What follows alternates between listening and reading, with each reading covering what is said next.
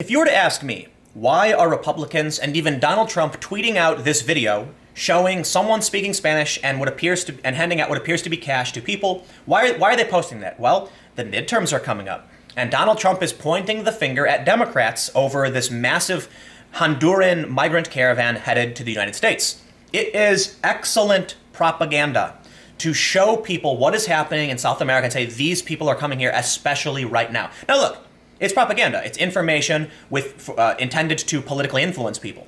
I'm not saying that what he's doing is wrong by highlighting it. If this is a real issue, then it should be highlighted.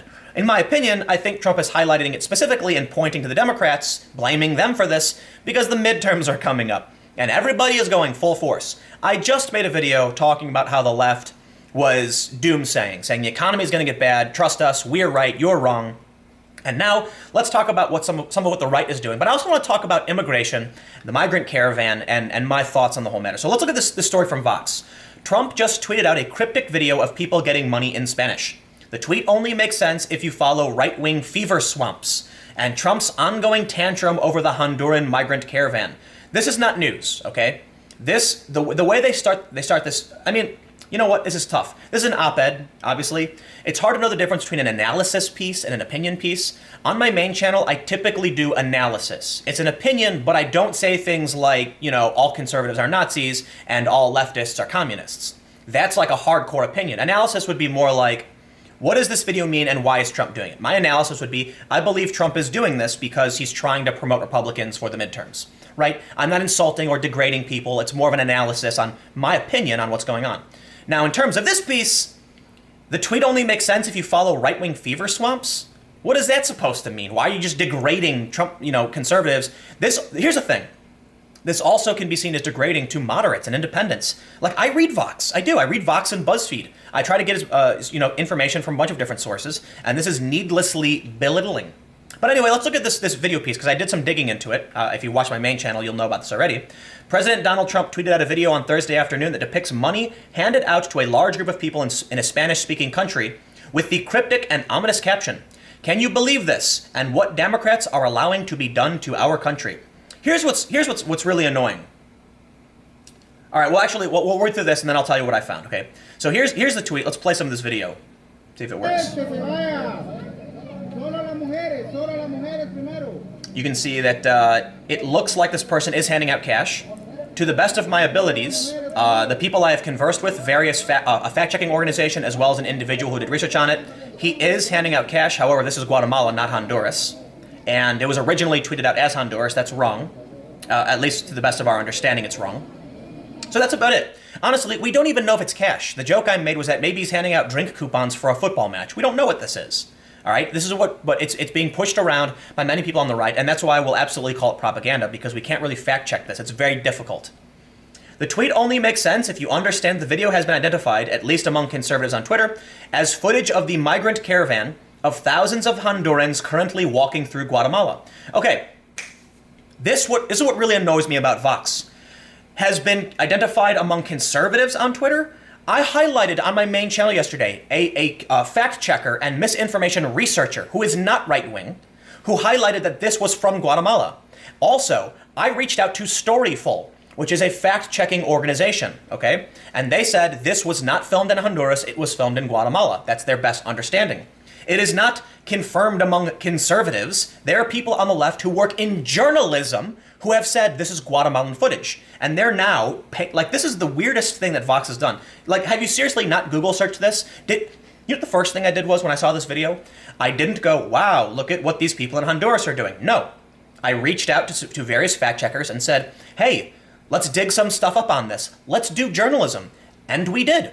And I got word back from a couple people saying, hey, here's what we found. And I was like, I found something similar. Fantastic. Confirmation from various sources that this is most likely footage from Guatemala. And they're acting like only conservatives just believe it to be true.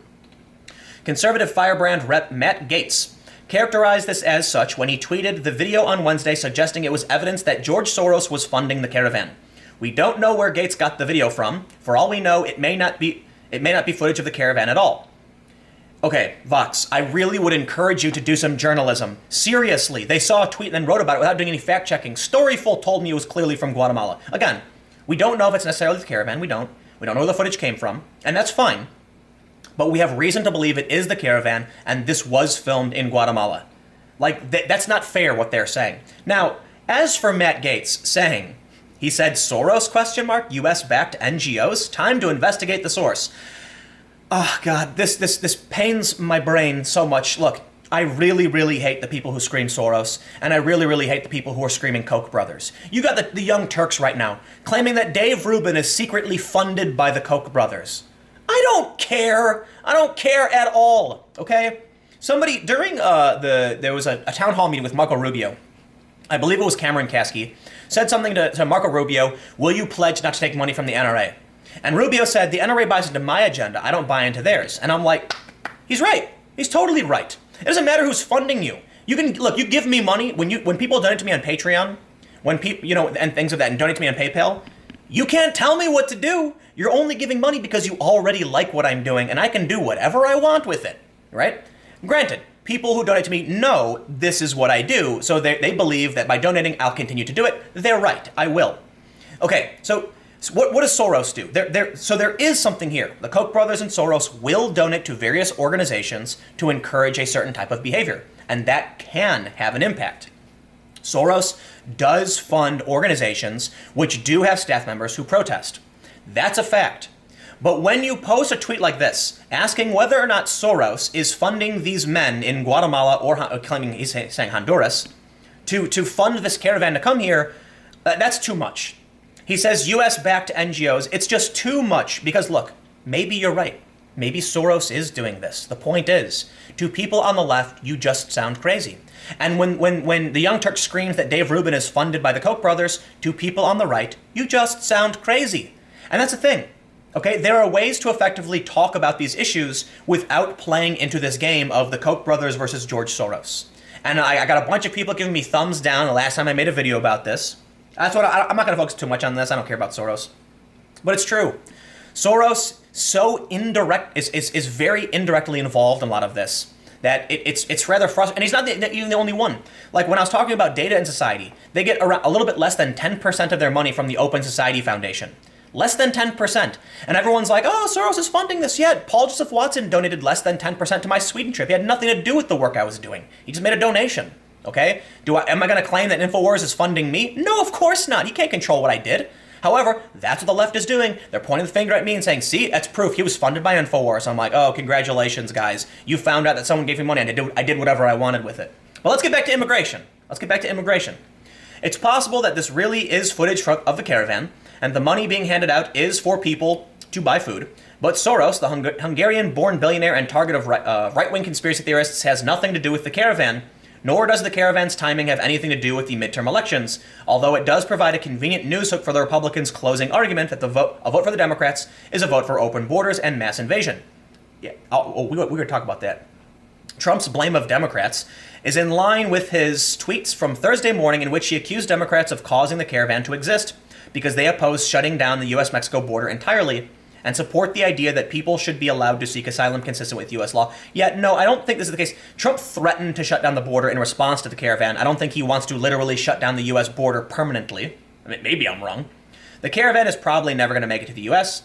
It's still legal for people to seek asylum in the U.S. even without papers. Trump continues to tweet unconstrained by conventional ideas about reality, truth, and coherence. This is one of the worst articles I have ever read. Vox, you should be ashamed of yourselves. Dara Lind, you did no fact-checking. Please use Google before writing about this, because there are news organizations that are actively trying to fact-check these things and have come up with more data about what's going on than you have. However, I do want to point out something very important.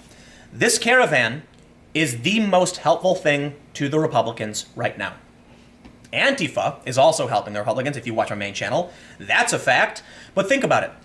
The Democrats are propping up people like Alexandria Ocasio-Cortez, who is a card-carrying member of the Democratic Socialists of America who believe the world should not have borders.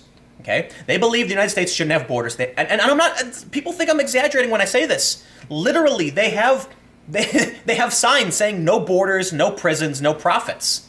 Like, they do. Google it. It's a fact. Democratic Socialists believe the U.S. should not have borders. The Democrats have embraced some of these people. These people aren't winning. Like, the average American Democrat who votes isn't embracing these people. The party is, because they think it's going to work, and it's not.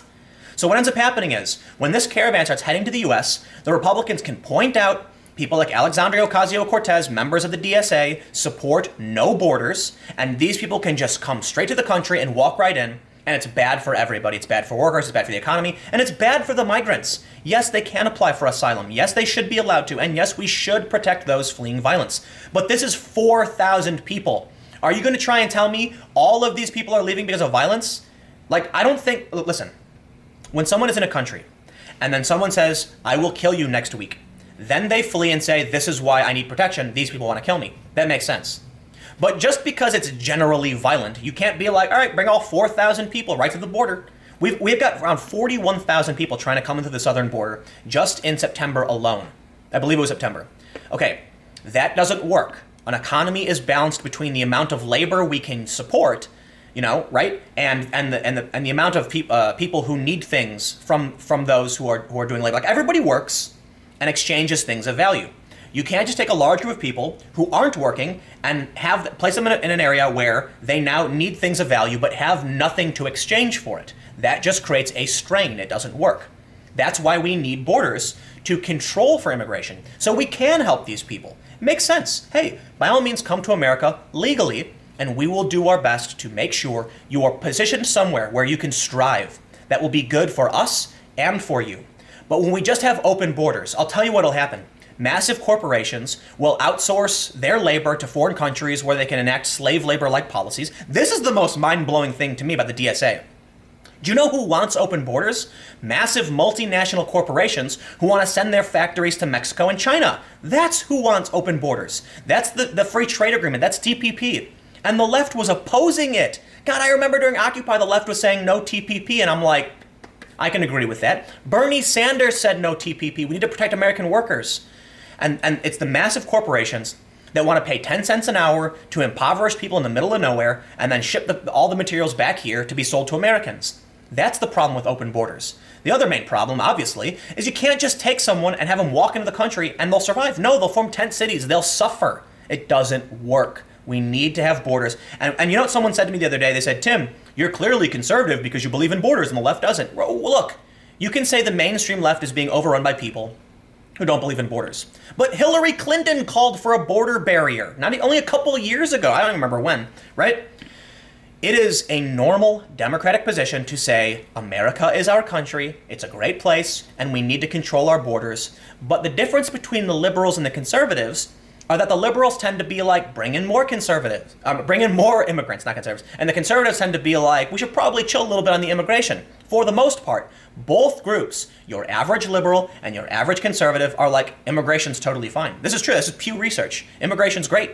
Legal immigration. In fact, Donald Trump said he loved immigrants, bring them all in legally. So now you have this argument where people are claiming Donald Trump hates immigrants when he's saying to bring in legal ones, and you know they're referring to illegal immigrants because they advocate for no borders. What do you think then is going to happen when 4,000 people say they're going to come to the United States, and then Donald Trump blames the Democrats? Because the Democrats are the ones who are tacitly approving letting people just come in. They're complaining about ICE, they're complaining about CBP, and your average American actually likes this country and understands basic economics. Basic economics that state you can't just have a massive influx of people who are not working. It doesn't make sense. Anyway, that's just my opinion. I believe Donald Trump is pushing this because it's going to help the Republicans in the midterms, and the Democrats have nothing to go on. This is bad for them. But anyway, I got one more video coming up in just a few minutes, so stick around.